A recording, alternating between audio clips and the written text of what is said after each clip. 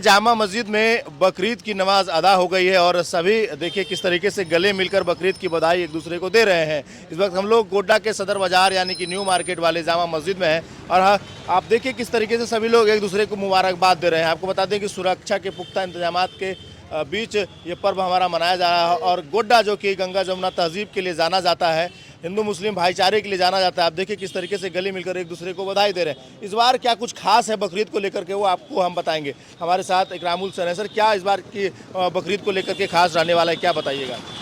ईद उल अजहा की आपको बहुत बहुत बधाई अनुज जी। आप यहाँ पर जामा मस्जिद गोड्डा बाज़ार में बकरीद के त्यौहार का कवरेज कर रहे हैं। ख़ास इसमें क्या होता है, जो शुरू से जो चला आ रहा है कि नमाज़ पढ़ने के बाद लोग अपने घर में जाते हैं और जो जिस लायक है कि वो कुर्बानी करने के लायक है तो वो लोग कुर्बानी करते हैं और उसके बाद फिर तमाम लोग एक दूसरे से मिलते जुलते हैं।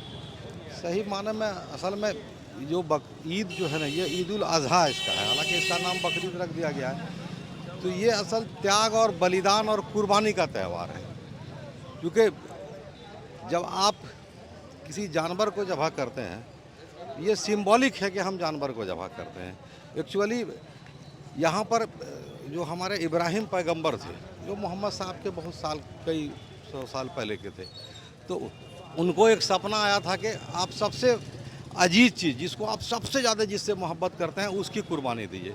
तो उनको जब पता चला कि मेरा बेटा से ज़्यादा बड़ा कोई हमसे मोहब्बत करने वाला या हम उससे मोहब्बत करने वाला, उनसे बड़ा मेरा दुनिया में कोई नहीं है, तो उन्होंने खुदा के हुक्म पर, क्योंकि वो सपना में आया था, उन्होंने बेटा को कहा कि ऐसा ऐसा सपना है। तो उसने कहा कि ठीक है बेटा, आप छुरी लीजिए, मैं तैयार हूँ, मैं पीछे नहीं हटूँगा। तो जब उन्होंने अपने बेटा को लेटाया तो फिर छुरी चली गर्दन पर।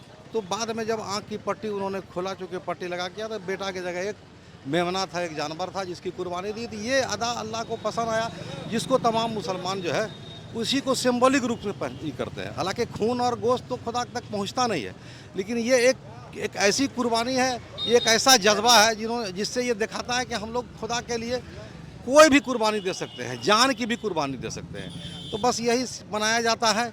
और इसमें जो गोश्त जो होता है ना, वो इसमें ऐसा हुक्म है कि आप गरीबों को खिलाइए, बुला के खिलाइए, घर में बैठा के खिलाइए, ताकि जो समानता है जो है वो समानता दूर हो सके और इसी से समानता का, समाज का एक नया मैसेज जाए। बस यही कुर्बानी का मेन लक्ष्य जो है, यही है, वरना और कुछ नहीं है। और त्याग का मतलब क्या हो गया कि हर चीज़ का त्याग दीजिए।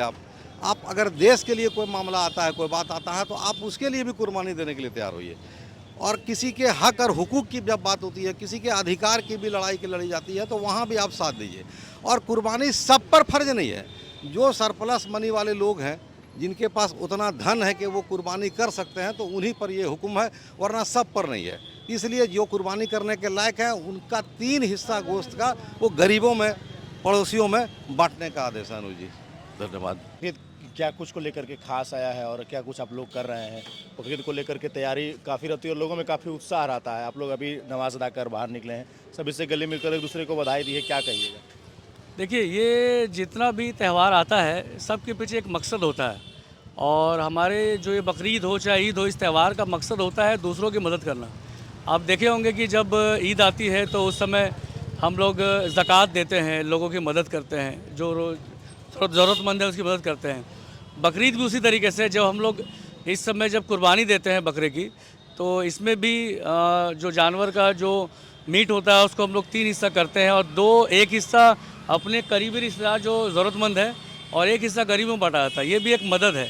आप देख ले तो इस तरीके से हम लोग भारत में बहुत सारे लोग जो होते हैं, भूखे होते हैं, उसकी मदद करते हैं। तो आज मेरा एक ही चीज़ कहना है कि ये त्यौहार जो हम लोग मनाते हैं, इसमें हम लोग कुर्बानी देते हैं। कुर्बानी का मतलब सिर्फ ये नहीं है कि हम लोग सिर्फ बकरे की कुर्बानी दें।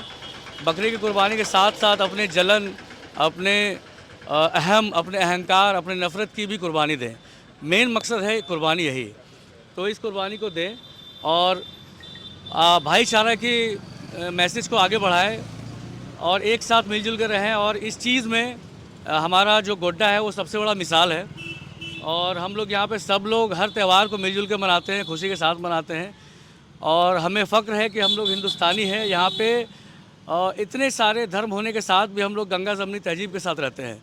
हमारा संदेश यही है कि सब लोग मिलजुल के त्यौहार को मनाएं और सोशल मीडिया के अंदर जो भी इल्यूजन्स पैदा होते हैं, लोग नफ़रत की बातें करते हैं, उन चीज़ों को ना फैलाएं, क्योंकि हम लोग अंदर से एक हैं और एकता में ही बल है। और इसी के साथ मैं आपके नगर वासियों को कहना चाहता हूं कि बकरीद की, ईद उल अज़हा की बहुत बहुत शुभकामनाएं। बाकी इस वक्त जामा मस्जिद से आप लोगों को एक खबर दिखा रहे थे, आप लोग भी एक दूसरे को कमेंट में बकरीद की शुभकामनाएं दे सकते हैं। बने रहिएगा हमारे साथ, देखते रहिएगा ज़िला जोहार। धन्यवाद।